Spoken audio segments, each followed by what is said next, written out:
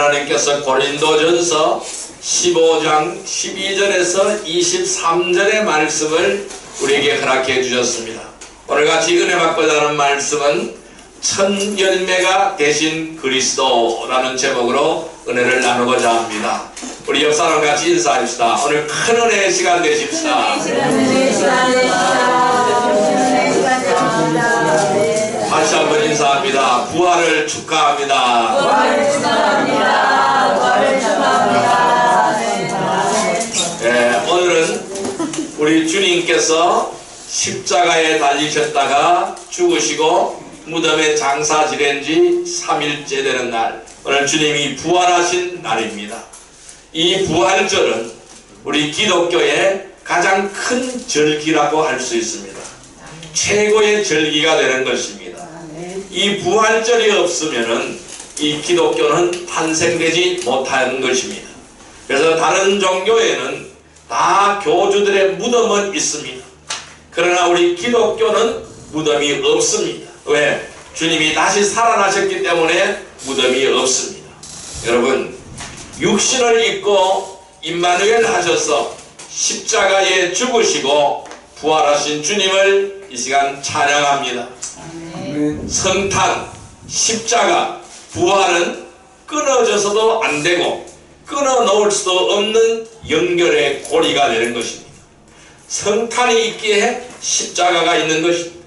십자가가 있기에 주님의 부활이 있는 것입니다.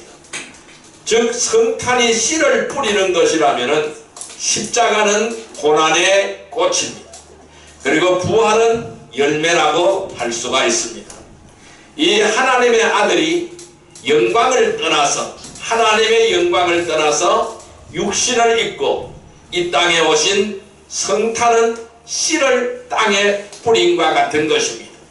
그렇다면 십자가의 고난은 무엇이겠습니까? 씨가 싹을 내기 위하여 터지듯 하는 해산의 고통과 같은 것입니다. 그리고 그 부활은 열매라고 할 수가 있습니다. 성탄의 씨를 뿌렸기에 십자가라는 고난의 꽃을 피웠고, 그 고난의 꽃을 피웠기에 그 꽃에서 맺히는 열매가 되는 것입니다. 그래서 이 부활은 열매라고 할 수가 있습니다. 이 점을 우리 주님께서는 이렇게 말씀하셨습니다. 요한복음 12장 24절에 이렇게 말씀하셨습니다. 내가 진실로 진실로 너희에게 이르노니 한 알의 밀이 땅에 떨어져 죽지 아니하면은 한 알 그대로 있고 죽으면은 많은 열매를 맺느니라 라고 말씀하셨습니다. 이 한 알의 밀이 땅에 떨어져 죽지 않으면 한 알 그대로 있는 거예요. 그러나 땅에 떨어져서 죽었기 때문에 많은 열매를 맺게 되는 줄로 믿습니다. 여러분, 좀 더 살펴보면은 한 알의 밀이 땅에 떨어져라는 하나님의 말씀은요, 하나님이 세상을 이처럼 사랑하사 독생자를 주신 탄생을 의미하는 것입니다. 요한복음 3장 16절에 이렇게 말씀하셨죠. 하나님이 세상을 이처럼 사랑하사 독생자를 주셨으니 이는 저를 믿는 자마다 멸망하지 않고 구원을 얻게 하려 하심이라 라고 말씀하셨어요. 영생을 얻게 하려 하심이라고 말씀하셨습니다. 여러분, 하나님의 밀이 땅에 떨어진 것은 하나님이 세상을 이처럼 사랑하셨기 때문에 독생자를 주신 것입니다. 그 탄생을 의미하는 것입니다. 또 여기서 죽으면 한 것은요, 내가 이를 위해서 이때에 왔나이다 하신 십자가의 죽음을 가리키신 것입니다.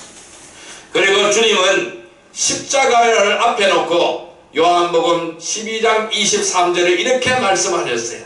인자가 영광을 얻을 때가 왔도다. 인자가 영광을 얻을 때가 왔도다 라고 말씀하셨어요. 여러분, 고난은 괴로운 것입니다.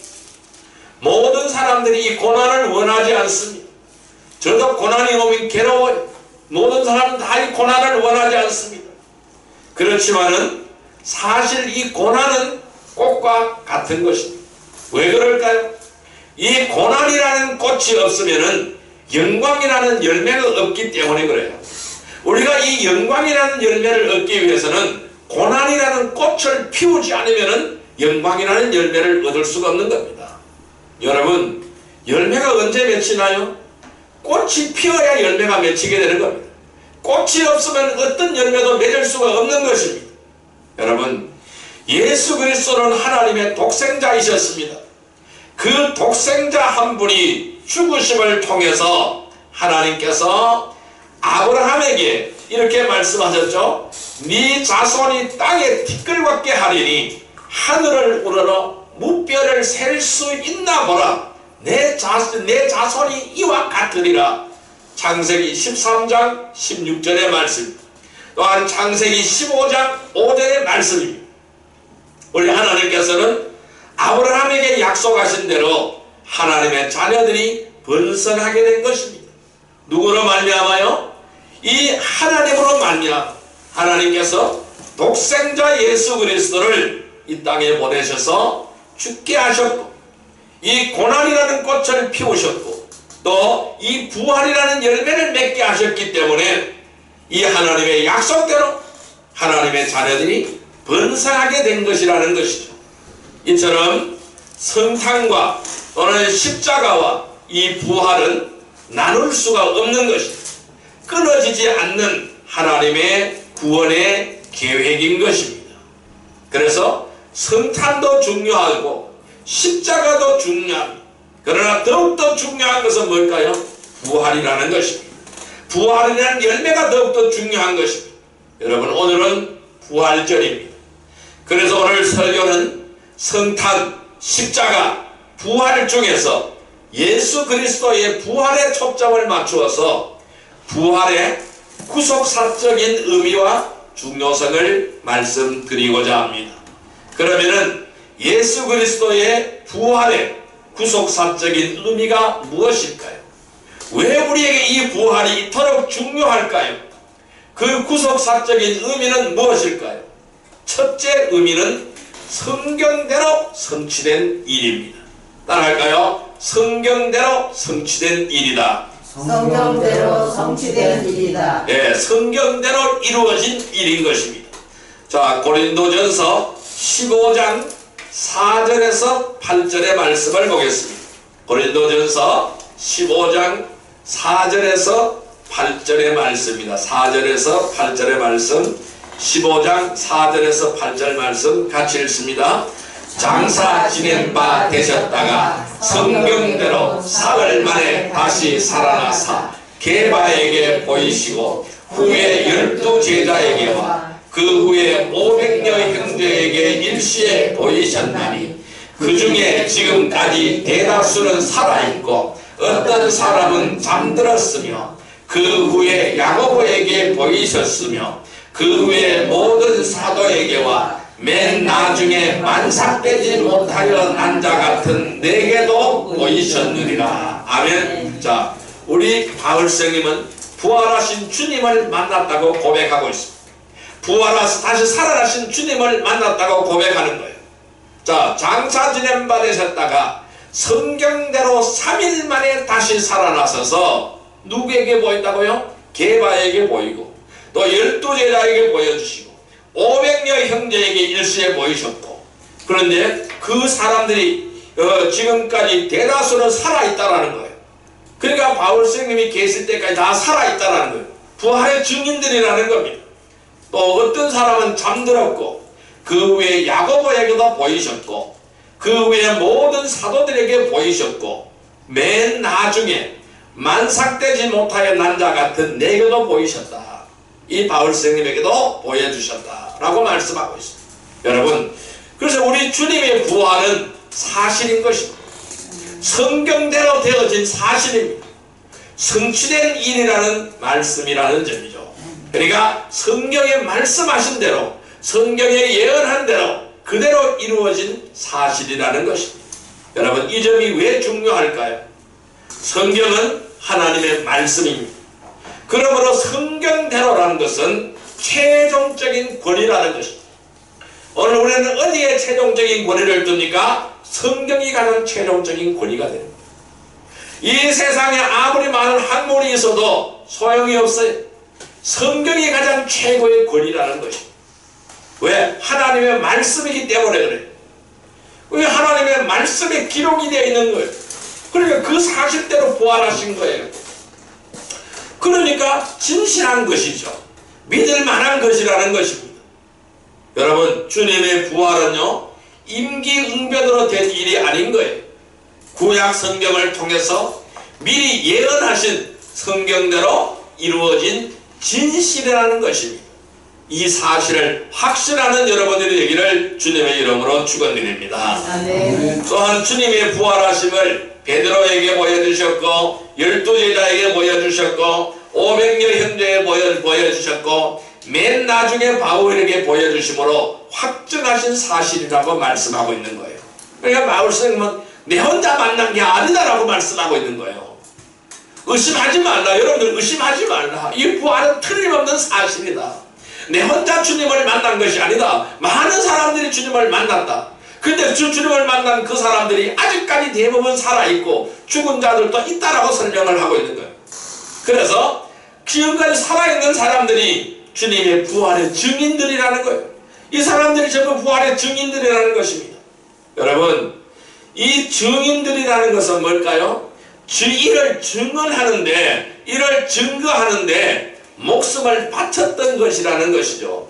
여러분, 오늘 우리들도 잠자는 자들의 첫열매가 되신 주님의 부활의 산 증인이 되기를 주님의 이름으로 축원드립니다. 그래서 예수님의 제자들처럼 능력 있는 믿음의 성도들이 되시기를 주님의 이름으로 축원드립니다. 그래서 부활은 성경대로 성취된 일이다. 그래서 성경대로 이루어진 일이다 라는 것을 말씀하고 있는 거예요. 두 번째로 이 구속사적인 의미는 뭘까요?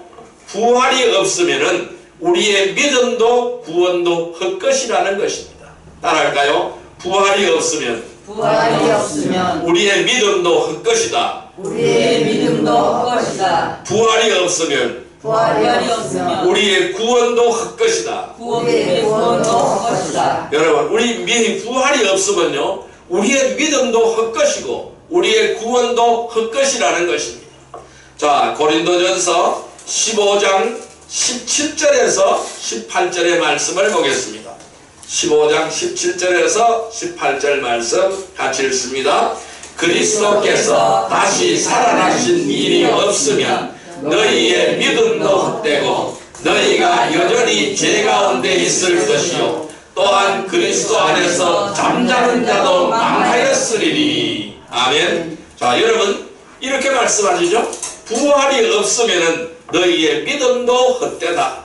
너희의 믿음도 헛되다 라고 말하고 있습니다. 여기에 구속사적인 중대한 의미가 대두가 되고 있어요. 만일 주님이 부활하시지 못하셨다면 신약시대 성도들의 믿음만 헛된 것이 아니라는 것입니다. 우리 주님이 부활하지 못했더라면 오늘 우리의 믿음도 헛것이라는 것입니다. 예수 그리스도의 부활에 신구약 모든 성도들의 사활이 걸려있다는 점입니다. 즉 우리의 사활이 걸려있다는 것입니다. 저와 여러분들의 사활이 걸려있다는 것입니다. 주님께서 부활하지 못하셨다면 너희가 여전히 죄 가운데 있을 것이라 라고 말씀하시는 거예요. 자, 주님이 부활하지 못하였다면 저와 여러분들이 우리 모두가 죄 가운데 있게 되어진다는 것을 말씀하고 있는 거예요. 왜 그럴까요? 오순절 성령 강림 후에 행한 첫 설교에서 베드로는 이렇게 말씀하셨어요. 사도행전 2장 24절에 이렇게 말씀하셨습니다. 하나님께서 그를 사망의 고통에서 풀어 살리셨으니 이는 그가 사망에 매여 있을 수 없었습니다 라고 말씀하고 있어요.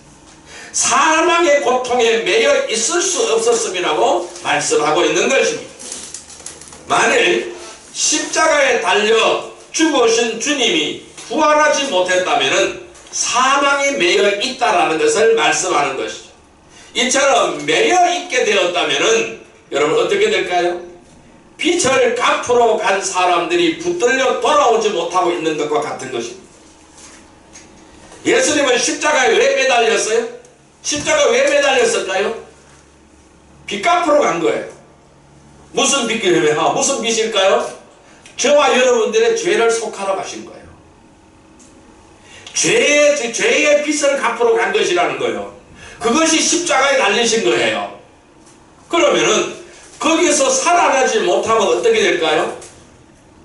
빚 갚으러 갔다가 붙들려서 돌아오지 못하고 있는 거가 똑같은 거라는 거예요.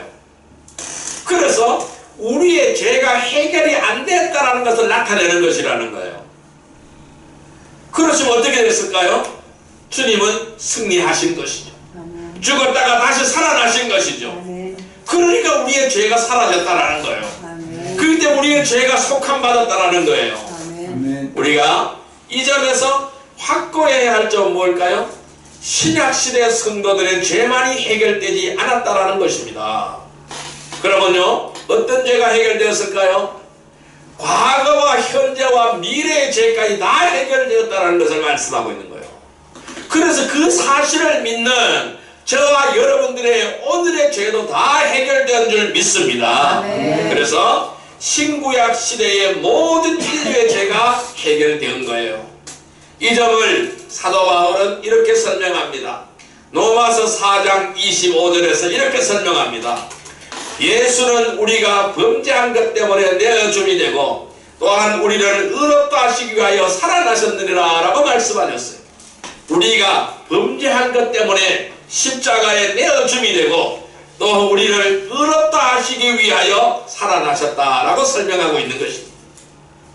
이처럼 주님께서는 우리의 죄를 위하여 죽으시고 부활하셨다는 것은 신구약의 모든 죄가 다 청산이 되었다라는 명백한 증거라는 뜻이 되는 것입니다. 여러분, 만일 우리 주님이 부활하지 못했다면 또한 그리스도 안에서 잠자는 자도 망하였으리라 라고 말씀하고 있는 것이죠. 여러분, 여기서 망하다라는 원어는 뭘까요? 파괴하다라는 뜻입니다. 여기서 망하다라는 뜻은 멸망하다라는 뜻입니다.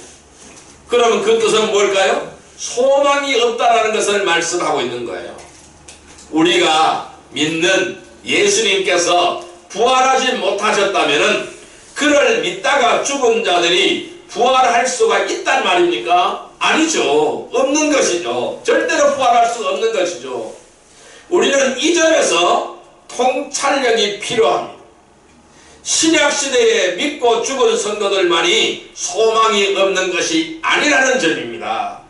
구약시대에 메시아의 언약을 믿고 죽은 아브라함, 이삭, 야곱, 모세, 다윗 이러한 모든 성도들도 다 망하였으리니 라고 말씀하는 거예요. 즉 부활의 소망이 없게 된다는 점을 우리는 인식해야 할 것입니다. 그래서 이제 우리는 주님의 십자가 부활의 구속사적인 의미와 중요성을 깨닫게 되셨다는 것입니다. 그래서 이 부활이 없으면은 우리의 믿음도 헛것이 되는 거고, 이 부활이 없으면은 우리의 뭘까요? 구원도 헛것이 되어진다라는 것입니다. 이렇게 부활의 소망을 증언한 사도는 오늘 15장 19절에서 이렇게 설명하죠. 만일 그리스도 안에서 우리가 바라는 것이 다만 이 세상의 삶뿐이라면은 모든 사람 가운데 우리가 더욱 불쌍한 자이러나. 자, 19절 말씀 우리 같이 한번 읽어봅니다. 만일 그리스도 안에서 우리가 바라는 것이 다만 이 세상의 삶뿐이라면은 모든 사람 가운데 우리가 더욱 불쌍한 자이러나. 아멘. 여러분, 내세가 없다면 어떻게 될까요? 구약의 성도들도 신약의 성도들도 특히 바울처럼 복음을 증언하다가 순교를 당한 자들이 가장 불쌍한 자가 될 것이라는 말씀입니다. 그러니까 우리의 주님의 부활이 없다면 그럼 우리의 믿음도 헛거고 우리의 구원도 헛것이기 때문에 저와 여러분들이 가장 불쌍한 자가 된다는 거예요. 왜? 다른 사람은 그렇게 안 살았는데 우리는 믿음을 지키기 위하여 어떠한 고난도 참고 살았다는 것이죠. 그것이 다 헛것이 되어진다는 거예요. 그러니까 더 불쌍한 자라는 것이죠. 여러분, 부활로 우리에게 산 소망을 주시고 구원의 확실한 은혜를 주신 부활의 산 증인으로 살아가는 복된 성도들이 되기를 주님의 이름으로 축원드립니다. 그래서 우리의 주님이 부활하셨기 때문에 우리에게 구원이 있는 겁니다. 우리의 믿음이 있는 겁니다. 그래서 우리에게 승리가 있는 것인 줄 믿습니다. 아멘. 그래서 우리는 이 세상에서 세상이 감당하지 못하는 하나님의 자녀의 삶을 살게 되는 줄 믿습니다. 아멘. 은혜의 삶을 살게 되는 줄 믿습니다. 아멘. 세상과 다른 삶을 살게 되는 줄 믿습니다. 아멘. 그 삶이 가장 복된 삶이고 그 삶이 가장 행복한 삶인 줄 믿습니다. 아멘. 그래서 우리는 이러한 은혜를 주신 부활의 산 증인으로 살아가는 복된 성도들이 되기를 주님의 이름으로 축원드립니다. 아멘. 세 번째로 어떤 구속사적인 의미가 있을까요? 잠자는 자들의 첫 열매가 되셨습니다. 따라할까요? 잠자는 자들의 첫 열매가 되셨다. 잠자는 자들의 첫 열매가 되셨다. 예, 오늘 고린도전서 15장 20절 말씀을 같이 한번 읽겠습니다. 그러나 이제 그리스도께서 죽은 자 가운데서 다시 살아나사 잠자는 자들의 첫 열매가 되셨도다. 다시 한번요. 그러나 이제 그리스도께서 죽은 자 가운데서 다시 살아나사 잠자는 자들의 첫 열매가 되셨도다. 아멘. 자, 여기서 첫 마디가 뭐로 시작합니까? 그러나로 시작합니다. 따라해 볼까요? 그러나. 예, 그러나로 시작합니다. 이는 앞에서 설명했듯이 그리스도께서 만일 다시 살아나지 못하였으면 하고 가정을 했던 말을 단번에 뒤집어 버리는 말입니다. 그런 후에 이제 그리스도께서 죽은 자 가운데서 다시 살아나사 잠자는 자들의 첫 열매가 되셨도다라고 말씀했습니다. 이 점에서 첫 열매가 되셨다라는 구속적인 의미가 대단히 중요한 것입니다. 첫 열매가 될 것이다 라고 아닙니다. 뭐라고 해서 되셨도다 라고 과거형으로 말씀하시고 있는 거예요. 첫 열매가 이루어졌다라는 것, 첫 열매가 맺혔다라는 사실을 말씀하고 있는 거예요. 여러분, 주님께서 십자가상에서 요한복음 19장 30절에 뭐라고 말씀하셨어요? 다 이루었다라고 선언하셨어요. 이때에 성소 휘장이 위에서부터 아래까지 찢어서 둘이 되었습니다. 자, 그러면 예수님께서 요한복음 10장 9절에는 내가 문이다 라고 말씀하셨어요. 내가 문이요 라고 말씀하셨어요.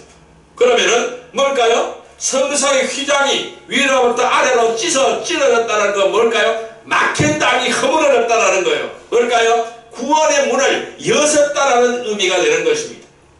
십자가에서 구원의 문을 열었던 것입니다. 예수님께서 부활하심으로 잠자는 자들의 첫 열매가 되셨더라는 말씀은 부활의 문을 여신 것이 되는 거예요. 부활의 문을 활짝 열어주신 것입니다. 신약의 성도들만이 아닙니다. 구약의 모든 성도들에게 부활의 문이 활짝 열려진 것이 되는 것입니다. 그러나 각기 자기 차례대로 되리니 라고 말씀하셨어요. 23절 말씀 같이 한번 읽어봅니다. 그러나 각기 자기 차례대로 되리니 먼저는 첫 열매이신 그리스도요 그 다음에는 그가 강림하실 때에 그리스도에게 속한 자요. 아멘. 그러니까 각기 차례대로 열매가 맺혀진다. 어떤 열매? 부활의 열매가 맺혀진다라는 거예요. 첫 열매는 그리스도라는 겁니다. 첫 열매는 예수 그리스도예요. 또 그가 다음에 강림하실 때에 모든 그리스도에게 속한 자가 다 부활의 몸을 입게 되는 줄 믿습니다. 그래서 이 부활의 문을 활짝 열어주셨기 때문에 우리도 부활할 수 있는 근거가 마련된 것인 줄 믿습니다. 그래서 우리는 이 주님의 부활을 기쁨으로 찬양하기를 바랍니다. 부활의 산 소망을 가지고 살아가는 복된 성도들이 되시기를 주님의 이름으로 축원드립니다. 네 번째로는요, 어떤 의미가 있느냐 하면은 첫 열매의 비밀을 알게 하신 것입니다.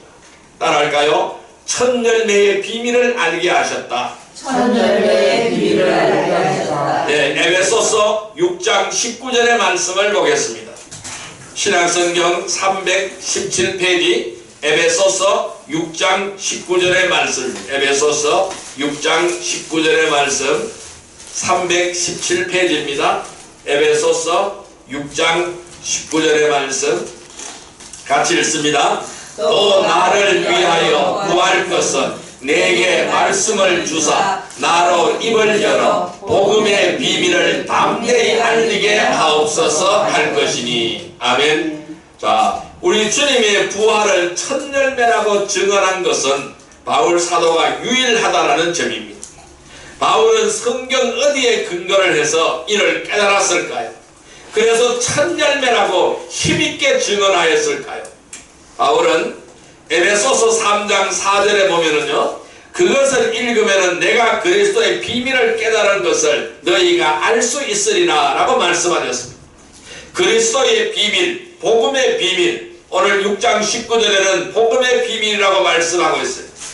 이 복음의 비밀을 깨달았다고 말씀하는데 레위기 23장을 통해서 보면은 첫 열매라고 설명하고 있어요. 이 첫 열매라는 그리스도의 비밀을 깨닫게 되었다라는 것입니다. 그럼 여기서 복음의 비밀이 뭘까요? 첫 열매라는 거예요. 첫 열매의 비밀이라는 것을 말씀하고 있는 거예요. 이 하나님께서는 구약교회에 3대 절기를 주셨어요. 유월절, 오순절, 초막절이라는 3대 절기를 주신 거예요. 이 하나님께서 이 3대 절기는 하나님께서 택하신 곳에 와서 지키라고 명하였어요. 하나님께 택하신 곳이 뭘까요? 예루살렘 성전이에요. 예루살렘에 들어와야 되는 거예요. 예루살렘에 들어와서 지켜야 되는 거예요. 왜냐하면 이 3대 절기는 하나님의 구원 계획에 대한 절묘한 요약이기 때문에 그래요. 그래서 이 3대 절기를 꼭 지켜라는 거예요. 이 절기를 지키지 않으면 안 된다는 거예요. 그래서 어디에 들어와서? 예루살렘에 들어와서 지켜야 되는 거예요. 왜 그랬을까요? 이거를 잊지 않게 하시려고 택하신 곳에 와서 지키라고 명령하셨던 것입니다. 이 택하신 곳이 어딜까요? 우리 주님께서 십자가에 달리셨던 곳이었어요. 우리는 이 점을 깨닫고 놀라게 되는 거예요.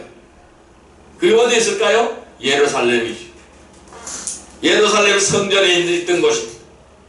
성전 부근인 거예요. 여기에서 지키라는 것입니다. 여러분, 3대 절기 중에 첫 번째 절기가 6월절인데요. 레위기 23장 5절을 보면은 이렇게 말씀하고 있어요. 첫째 달 14날 저녁은 여호와의 6월절이요 라고 말씀했어요. 그러니까 니산월 14일 날 저녁부터 6월절이 시작이 되는 겁니다. 이것이 6월절이라는 절기라는 거예요. 그러니까 정월 14일입니다. 이스라엘 달 달력으로 정월 14일인 거예요. 이 점에서 사도 바울만이 우리의 6월절 양, 곧 그리스도께서 희생이 되셨느니라고 고린도전서 5장 7절에 말씀하고 있습니다. 이 6월절 양이 누구냐? 예수 그리스도라는 거예요. 예수 그리스도께서 6월절 양이라는 것을 말씀하고 있어요. 언제 희생이 되셨느냐? 6월절에 희생이 되셨다고 말씀하고 있는 거예요. 여러분, 지난 주간에 우리가 무슨 말씀을 드렸습니까? 이 주님의 고난에 대한 말씀을 드렸어요. 예수님께서 언제 체포되셨다고요? 언제 성만찬을 예쁘셨다고요? 6월절 음식을 먹을 때 체포되신 거예요. 6월절 음식을 드시고 체포되신 거예요. 그것이 바로 6월절 음식을 드신 것이 바로 뭘까요? 성만찬인 거예요. 예수님께서 제자들에게 마지막 성만찬을 예쁘시고 겟세마네 동산에서 기도하실 때에 체포되신 것입니다. 우리의 6월절 양, 곧 그리스도께서 희생이 되셨느니라고 고린도전서 5장 7절에서 증언하는 거예요. 자, 그 다음에 둘째 절기가 뭘까요? 오순절입니다. 이것은 레위기 23장 16절에 말씀하고 있어요. 일곱 안식일 이튿날까지 합하여 50일을 계수하여 새 소제를 여호와께 드리라 라고 말씀하셨습니다. 여러분, 50일을 계수하여 이 계수한 날이 50일, 즉 오순절 날인 것이에요. 그리고 오순절 날이 이미 이름에 그들이 다같이 한 곳에 모였더니 성령께서 강림하셨다고 사도행전 2장 1절에서 4절에 말씀하시고 있는 거예요. 여러분, 여기에 중요한 의미가 있어요. 자, 레위기 23장 10절을 보면은 첫 이삭 한 달을 제사장에 가져갈 것이요 라고 첫 이삭이 등장을 합니다. 자, 그러면은 이 첫 이삭을 드리는 날이 언제일까요? 초실절이에요. 초실절은 언제일까요? 그러니까 6월절 다음부터 일주일간 기간이 진행이 되죠. 그게 뭘까요? 무교절이잖아요. 그래서 유월절, 무교절 합해서 우리는 유월절 기간이라고 말을 합니다. 일주일간 지키는 절기예요. 그러면은 초실절은 바로 뭘까요? 첫이삭 한 달을 드리는 날이 언제일까요? 초실절입니다. 언제일까요? 자, 유월절 기간 안에 있는 안식일, 그러니까 안식일이 지난 후 안식일 다음 날이 초실절이에요. 그 유월절 기간에 있는 안식일 다음 날에 첫이삭을 하나님께 드리는 날이에요. 이 날이 초실절이라는 거예요. 그래서 레위기 2서 10절에 보면 첫이삭 한 달을 제사장이 가져갈 것이요 첫이삭이 등장합니다. 여러분, 이를 문맥적으로 보면은 첫이삭은요 유월절과 오순절 사이에 끼어 있다라는 것입니다. 그래서 이 첫이삭을 드리는 날이 언제입니까? 오늘이에요. 부활절이에요. 그러면은 유월절 기간 안에 있는 안식일 다음 날이 언제입니까? 안식일 다음 날이 언제요? 주일이잖아요. 그러니까 안식일 다음 날 주님이 부활하셨어요. 그날이 뭘까요? 초실절이라는 겁니다. 이 초실절 첫 열매를 하나님 앞에 드리고 그때부터 50일 동안 추수가 시작이 되는 겁니다. 밀과 보리 추수가 시작이 되는 겁니다. 그래서 오순절 날은 뭐요? 맥추절이에요. 그래서 하나님 앞에 추수감사의 절기를 드리는 날이 오순절이고, 그래 그날이 바로 맥추절이에요. 신약시대는 성령이 임하신 날이에요. 성령이 임재하셔서 오늘날 우리의 교회가 탄생된 날이라는 겁니다. 그 다음에 구약시대에는, 이 모세시대에는 오순절 날은 언제일까요? 하나님이 모세로부터 율법을 수여한 날이에요. 율법 수요일입니다. 그날이 바로 오순절 날인 것입니다. 그래서 유월절과 오순절 사이에 끼어있다는 이 첫이삭은, 자, 바울은 바로 이 첫이삭을 통해서 그리스도의 부활을 첫 열매가 되셨다라고 증언했던 것입니다. 왜냐하면 아직 우리 주님은 유월절 어린 양으로 죽임을 당하셨다가 부활하심으로 첫이삭, 즉 첫 열매가 되셨기 때문인 것입니다. 이 점이 레위기 23장 11절에서 첫이삭을 안식일 다음 날에 드리라고 명하시는 데에 분명히 드러나고 있는 것입니다. 이 예표가 주님께서 안식일이 다 지나고 안식 후 첫날이 되려는 새벽에 부활하심으로 성취가 되셨다는 것입니다. 하나님은 첫이삭을 드린 날부터 50일을 계수하여 새 소재를 여호와께 드리라고 명령하십니다. 주님이 첫이삭, 즉 부활하신 후 50일이 되는 날은 오순절이요 성령님께서 강림하심으로 새 소재의 상징이 된 신학교회가 탄생한 날이 되는 것입니다. 바울은 이 3대 절기의 계시를 통해서 이를 깨닫고 그것을 읽으면은 내가 그리스도의 비밀을 깨달은 것을 너희가 알 수 있으리라 에베소서 3장 4절에 말씀하셨고, 그러나 이제 그리스도께서 죽은 자 가운데서 다시 살아나사 잠자는 자들의 첫 열매가 되셨도다 라고 고린도전서 15장 20절에 담대하게 증언했던 것입니다. 자, 오늘 20절 말씀 다시 한번 읽어봅니다. 그러나 이제 그리스도께서 죽은 자 가운데서 다시 살아나서 잠자는 자들의 첫 열매가 되셨도다. 아멘. 이렇게 해서 유월절, 첫이삭, 오순절 이것 참으로 성취가 되고 3대 절기 중에 이제 초막절 하나만 남은 셈이 되는 것입니다. 레위기 23장 26절을 보면은, 자, 이 초막절은 8째 날에는 너희도 성회로 모이라. 이 초막절은 7월에 지킨다고 말씀하셨어요. 그래서 이 유월절은 정월달이라고 했죠. 그러면 이제 초막절은 7월달에 있는 절기예요. 이 8째 날은 민수기 29장 35절에는 8째 날에는 장엄한 대회로 모일 것이요 라고 말씀하셨어요. 신약 성경에는 명절 끝날 곧 큰 날이라고 요한복음 7장 37절에 말씀하고 있어요. 왜냐하면 8째 날은 광야 생활을 마치고 약속의 땅에 들어가게 되었기 때문입니다. 이 예표가 우리에게 어떻게 적용이 되었을까요? 우리는 지금 광야와 같은 세상을 살아가는 나그네 드린 것입니다. 우리를 영접하러 오실 재림의 날이 약속의 땅에 들어가게 되는 8째 날이요 장엄한 날이라는 것입니다. 주님은 재림의 날을 이 날은 온 지구상에 거하는 모든 사람에게 임하리라 라고 누가복음 21장 35절에 말씀하시는 거예요. 얼마나 장엄한 날, 큰 날, 최대의 날입니까? 6월절은 첫 열매를 드리는 날이었고 오순절을 성취하여 주신 하나님께서 하나 남은 초막절도 성취하여 주실 것을 우리는 확신할 수가 있게 되는 것입니다. 그래서 이 부활하셨다가 이 땅에 40일간을 계시다가 주님께서는 다시 하늘로 승천하시는 거예요.